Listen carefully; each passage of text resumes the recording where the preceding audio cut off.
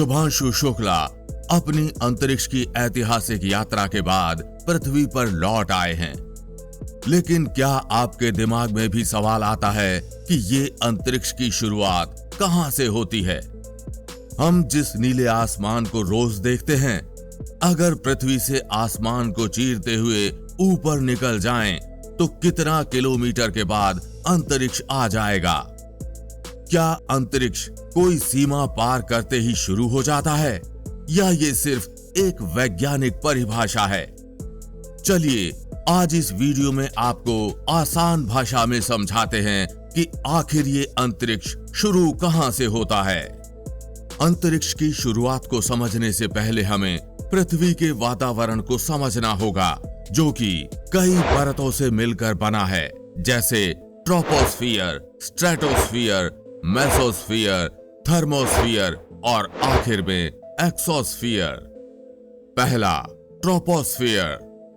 पृथ्वी की सतह यानी कि जमीन से लेकर जब आप 12 किलोमीटर ऊपर तक चले जाएंगे तो इस परत को ट्रोपोस्फियर कहा जाता है।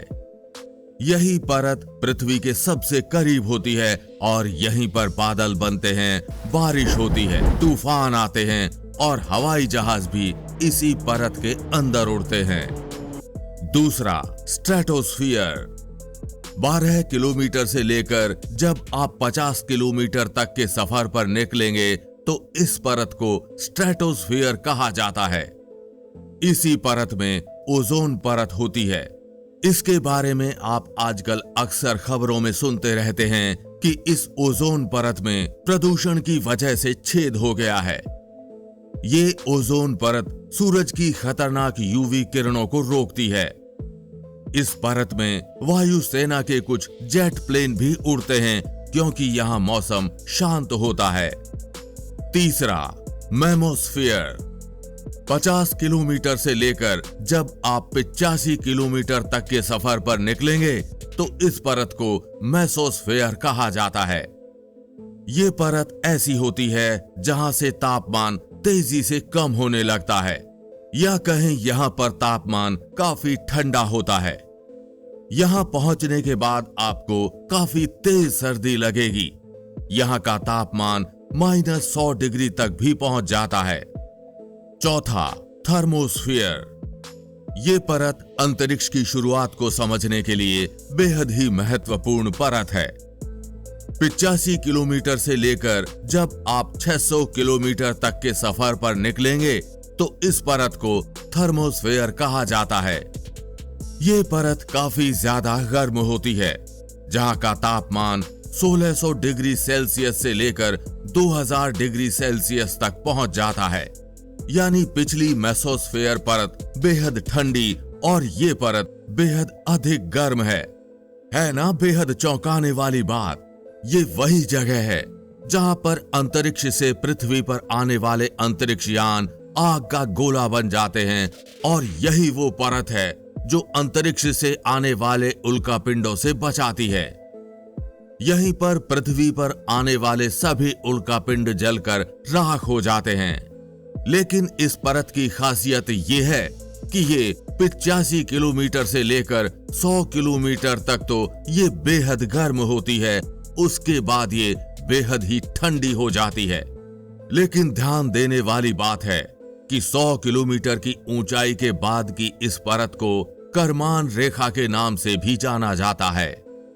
100 किलोमीटर के ऊपर इस परत का तापमान -270 डिग्री तक भी पहुंच जाता है। इसी परत में 400 किलोमीटर से लेकर 410 किलोमीटर की दूरी के बीच अंतरराष्ट्रीय अंतरिक्ष स्टेशन भी पृथ्वी के चक्कर लगाता है। अंतिम और पांचवां, एक्सोस्फियर।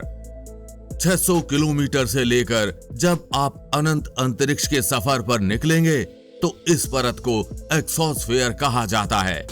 ये वही परत है जहां पर बड़े बड़े उल्कापिंड और विभिन्न धातुओं की गंध महसूस होती है। कुछ सैटेलाइट्स भी यहीं पर स्थायी कक्षा में घूमते हैं। लेकिन सवाल वही है कि इन्हीं सब परतों में से अंतरिक्ष की शुरुआत कहां से मानी जाती है? तो उसका जवाब है करमान रेखा, यानी कि 100 किलोमीटर के ऊपर। इंटरनेशनल एरोनॉटिक्स फेडरेशन FAI के अनुसार यही वो ऊंचाई है जहां वायुमंडल इतना पतला हो जाता है कि सामान्य हवाई जहाज उड़ान तक भी नहीं भर सकते। यही वो ऊंचाई है जहां तक पृथ्वी से जाने वाले अंतरिक्ष यानों को बाहर निकलने के लिए बेहद अधिक फोर्स, या फिर आसान भाषा में कहें तो किसी रॉकेट की आवश्यकता होती है। लेकिन इस रेखा के बाद बेहद अधिक फोर्स की आवश्यकता बिल्कुल नहीं होती। इस करमान रेखा के बाद वो यान आसानी से अंतरिक्ष में तैरने लगता है। हालांकि नासा और अमेरिकी वायुसेना के अनुसार अंतरिक्ष की शुरुआत 80 किलोमीटर की ऊंचाई से मानी जाती है।